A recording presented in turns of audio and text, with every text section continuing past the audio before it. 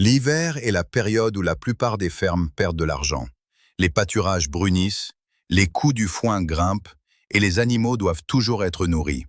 Mais il existe une catégorie de fourrage qui ne s'effondre pas avec le froid, n'a pas besoin d'être ressemé et améliore réellement votre terre chaque année. Les arbustes fourragers vivaces. Ceux-ci ne remplacent pas le foin, ils le réduisent. Ils vous apportent des protéines quand le pâturage n'a plus rien à offrir. Et ils le font sans céréales, sans irrigation et sans intrants annuels. Aujourd'hui, nous examinons 7 arbustes fourragers qui nourrissent déjà le bétail à travers les sécheresses, les vagues de chaleur et les creux hivernaux, avec des calendriers réels, des plages de rendement réels et des attentes réalistes. Si le foin est votre plus grosse dépense, c'est ainsi que vous commencez à briser cette dépendance. Les graminées vivent dans les 15 à 30 premiers centimètres du sol, le premier endroit à s'assécher, à geler ou à perdre sa fertilité. Les arbustes vivent à 1, 2, voire 4 mètres de profondeur. Ils puisent les minéraux, l'eau et les glucides dans des couches du sol que rien d'autre ne peut atteindre. Et ils conservent cette nutrition après le gel, quand les pâturages de saison fraîche cessent de pousser et que ceux de saison chaude ont déjà dépéri. L'objectif est la stabilité alimentaire. Nourrir des animaux en croissance, en cycle de reproduction ou qui maintiennent leur état quand le pâturage seul ne le permet plus. Chacun des arbustes de cette liste peut être conduit en taillis, rabattu et repoussé sur un cycle de 1 à 3 ans, pâturé directement sous pression contrôlée ou coupé et séché en foin de feuilles pour les rations hivernales. Et la raison pour laquelle c'est important est simple. Le foin est un effort annuel. Les arbustes sont un effort cumulatif. Vous plantez une fois, gérez légèrement, et le système se renforce avec le temps. La 3e année est celle où la plupart commencent à être rentables. La 5e année est celle où ils se stabilisent en un tampon fourrager auto-renouvelable qui réduit les besoins en foin chaque hiver. C'est la stratégie ici. Moins de dépendance aux aliments achetés, plus de résilience intégrée à la terre elle-même. Mûrier. Le mûrier est l'un des arbres fourragers à long terme les plus robustes pour les systèmes régénératifs, car il produit une biomasse foliaire riche en protéines de manière répétée, sans engrais et sans irrigation une fois établie. La feuille elle-même titre entre 18 et 28% de protéines brutes selon la variété, l'âge de la feuille et la santé du sol. Cela le place dans la même catégorie nutritionnelle que la luzerne de qualité moyenne, mais cultivée verticalement, sans labour, sous une chaleur qui arrête la plupart des pâturages. Le mûrier ne se comporte pas comme un arbre fruitier. Ici, nous l'utilisons comme un système fourrager de taillis et de têtards. Un arbre que vous coupez bas et laissez rejeter encore et encore. Le calendrier est simple. Année 1, l'arbre établit son système racinaire. Vous ne prélevez pas de fourrage cette année-là. Année 2, vous commencez des coupes légères en taillis, juste assez pour signaler la repousse. Année 3 et au-delà, pleine production. L'arbre produira une nouvelle masse foliaire après chaque coupe, surtout par temps chaud. Les chèvres, les moutons, les bovins, les porcs, les lapins et la volaille consomment tous volontiers les feuilles de mûrier. Comptez 2 à 4 cycles de récolte par été dans les climats chauds. Le facteur limitant n'est pas la croissance, c'est votre rythme de travail. L'avantage clé est la vitesse de repousse. Vous pouvez couper le mûrier à hauteur de genou et en 3 à 5 semaines, les feuilles sont de nouveau récoltables. Cela signifie plusieurs coupes de fourrage par été pendant que votre pâturage ralentit et que les protéines chutent. Et voici ce que la plupart des gens ignorent. Le mûrier peut être conservé sous forme de foin de feuilles. Vous coupez des branches entières, effeuillez ou émiettez les feuilles et les stockez au sec. Pas en botte, mais comme quelque chose de proche du thé en vrac. Les protéines tiennent, la couleur tient, et vous avez de la nourriture d'hiver qui n'a pas nécessité une seule balle de foin. Avec les arbres fourragers, vous constituez votre propre réserve d'aliments au-dessus de la ligne de sécheresse, sous une forme que les animaux choisissent activement de consommer. Le mûrier n'est pas une nourriture d'urgence. C'est une protéine vivace, planifiée et fiable, qui stabilise votre ration quand le paysage devient chaud et aride. Règle générale, 12 à 20 souches de mûrier par chèvre ou mouton combleront les carences en protéines de la fin de l'été chaque année. Saule. Le saule n'est pas un arbre de volume. C'est un arbre fourrager fonctionnel, ce qui signifie que sa valeur n'est pas seulement calorique, mais liée à la santé animale. La feuille de saule contient des tanins condensés, des composés de salicine et des métabolites secondaires qui soutiennent la digestion et aident à réduire la pression des parasites internes, en particulier l'hémonchus chez les chèvres et les moutons. Il ne s'agit pas d'un déparasitage pharmaceutique. C'est un contrepoids biologique lent et constant qui réduit la charge parasitaire et le stress sur le système immunitaire de l'animal. Le calendrier de rendement est similaire à celui du mûrier. Année 1, établissement des racines. Année 2, pâturage léger ou affouragement en verre. Année 3, rotation complète en taillis, ce qui signifie que vous pouvez rabattre à hauteur de souche et le laisser repousser tout au long de la saison. Considérez le saule comme un complément quotidien en minéraux et tanins, et non comme une source primaire de calories. L'effet est cumulatif. Le bétail qui broute régulièrement du saule présente une charge parasitaire plus faible. Une meilleure consistance des bouses en période de stress, une inflammation réduite après les changements de pâturage, moins de recours aux vermifuges chimiques, et parce que le saule prospère en terrain humide, il occupe une niche où les graminées de pâturage peinent. Les baissières, les lignes de drainage, les zones basses le long des clôtures, les endroits que vous tondez actuellement sans en tirer profit. Vous prenez des terres ignorées pour en faire une infrastructure de santé animale. Le saule n'est pas distribué pour remplir les ventres, il est distribué pour renforcer le troupeau, surtout quand la chaleur, l'humidité et la pression parasitaire sont à leur comble. Plantez du saule dans chaque zone humide que vous tondez actuellement sans rien obtenir en retour. Karaganier de Sibérie. Le karaganier de Sibérie n'est pas une plante de pâturage. Il occupe les marges, les clôtures, les pentes sèches, les endroits où l'herbe abandonne. C'est un arbuste légumineux qui produit de petites gousses semblables à des pois contenant 20 à 26% de protéines, et le bétail le reconnaît comme nourriture sans entraînement. Ce n'est pas un fourrage de masse, c'est un concentré produit à la ferme pour la volaille, les lapins et les petits ruminants. L'établissement prend du temps. Années 1 et 2, il construit son architecture racinaire, peu de production aérienne. Année 3, première production modeste de gousses. Années 5 à 7, rendement stable et fiable, même les années de sécheresse. Là où il se distingue, c'est dans les sols pauvres. Il supporte les sols alcalins, la couche arable peu profonde, les précipitations irrégulières, les hivers froids et l'exposition continue au vent. Utilisez-le de 3 manières. Volaille.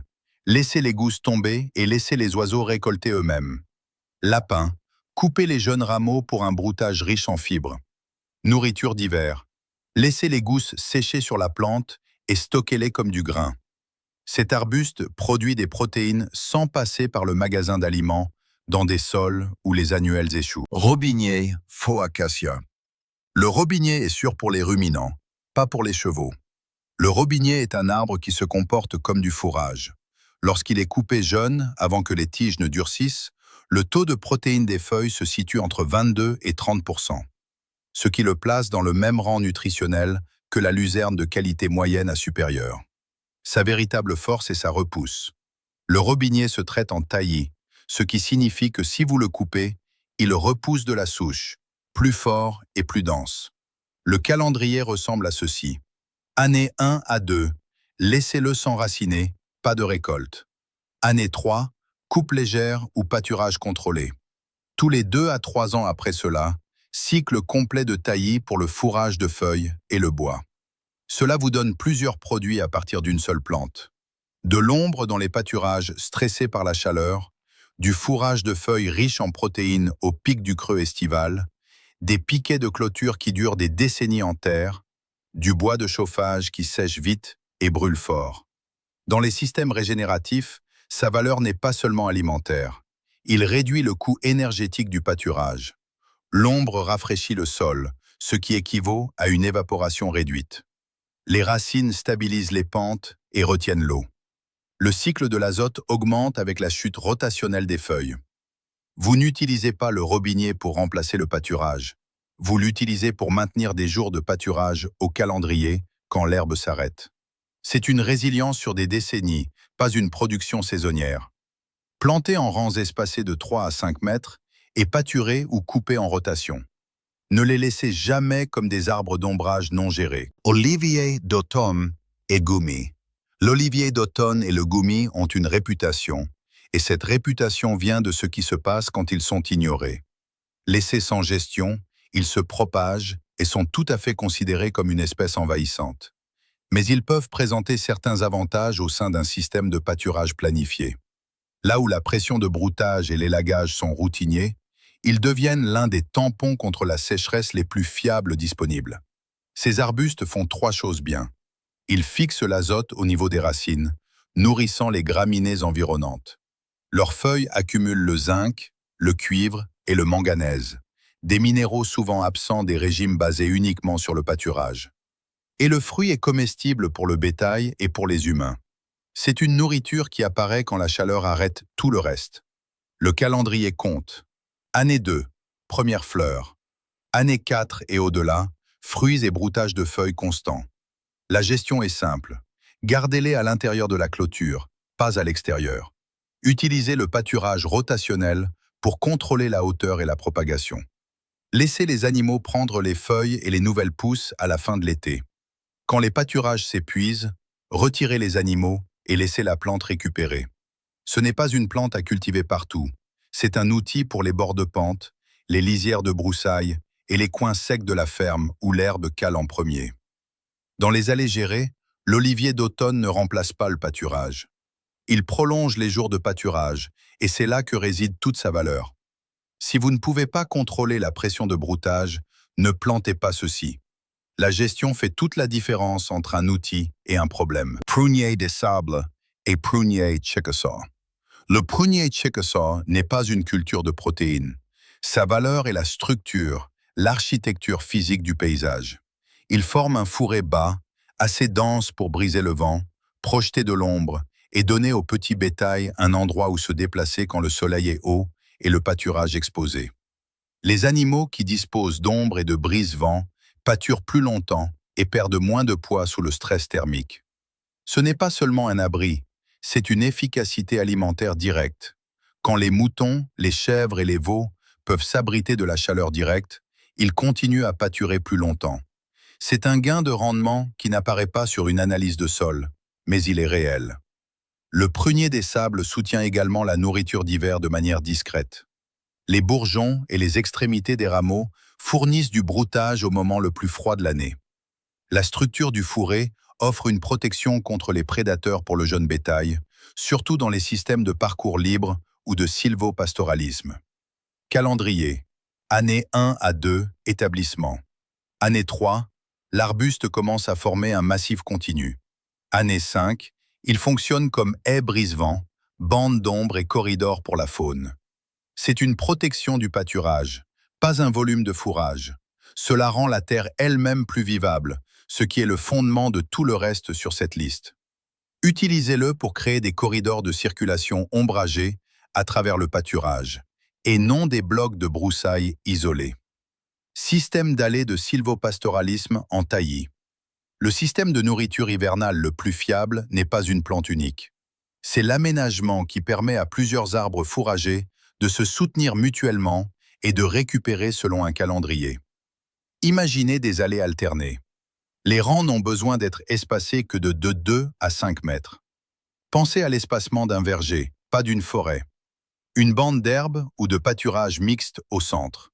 Puis un rang de mûriers ou de saules, une autre allée d'herbe. Puis des caraganiers de Sibérie ou des oliviers d'automne, une autre allée d'herbe. Puis des robiniers ou des févriers d'Amérique. Pas une forêt, pas une haie, juste d'étroites allées répétitives de fourrage et d'ombre. Les arbres et arbustes font ce que la plupart des pâturages seuls ne peuvent pas faire. Ils ralentissent le vent, ce qui préserve l'humidité du sol. Ils projettent de l'ombre, ce qui maintient le confort des animaux de pâturage plus longtemps dans la journée. Et dans les pays de neige, les arbustes et les bas rangs d'arbres capturent la neige, la maintenant en place pour que la pousse printanière commence plus richement et plus tôt. Vous n'essayez pas de remplacer votre pâturage. Vous y ajoutez de la structure et de la résilience. La gestion est simple. Taillez les arbres en taillis selon une rotation. Un rang pousse, un rang récupère, un rang nourrit les animaux. Ainsi, il y a toujours quelque chose qui se régénère et toujours quelque chose de prêt à être coupé. Le calendrier est lent au début. Les années 1 et 2 sont consacrées à l'établissement. L'ombre est minimale. Les racines s'installent. Année 3, vous obtenez vos premières coupes utilisables de foin de feuilles et de broutage. Entre l'année 7 et 12, le système atteint sa pleine performance. À ce stade, l'entretien se résume à l'élagage, l'éclaircissage et la récolte. Le système ne dépend pas des céréales, des apports d'engrais ou du foin transporté par camion. Son rendement croît à mesure que ces systèmes racinaires s'approfondissent. C'est l'opposé d'une culture d'une seule saison. Plus vous travaillez avec lui, plus il vous nourrit en retour. L'alimentation d'hiver ne doit pas nécessairement provenir d'un camion. Les systèmes fourragers vivaces prennent du temps à construire, mais le temps est précisément ce qu'ils multiplient. Chaque année, la canopée s'épaissit. Chaque année, les racines s'enfoncent plus profondément. Chaque année, votre dépendance aux aliments achetés diminue un peu plus. Il ne s'agit pas de se préparer à une catastrophe ou de cultiver dans la peur. Il s'agit de compétences, de concevoir un paysage qui produit même quand la saison se retourne contre vous. Si vous plantez l'un de ceux-ci maintenant, l'hiver prochain sera plus facile. Et dans 5 hivers, votre facture d'aliments sera complètement différente. Si vous les plantez tous, dans 5 hivers, vous ne ressemblerez plus à ceux qui luttent aujourd'hui. Dites-moi votre zone climatique et les animaux que vous élevez dans les commentaires. Qu'est-ce qui fonctionne pour vous? Et qu'essayez-vous? Ensemble, nous pouvons apprendre et nous améliorer ensemble. Si cette histoire change votre regard sur les arbustes et les arbres de votre terre, n'oubliez pas de vous abonner et d'aimer la chaîne. Nous mettons au jour l'histoire et les techniques agricoles qui ont été négligées pendant trop longtemps. Plantez pour l'avenir. Le prochain trésor de connaissances s'ouvrira bientôt.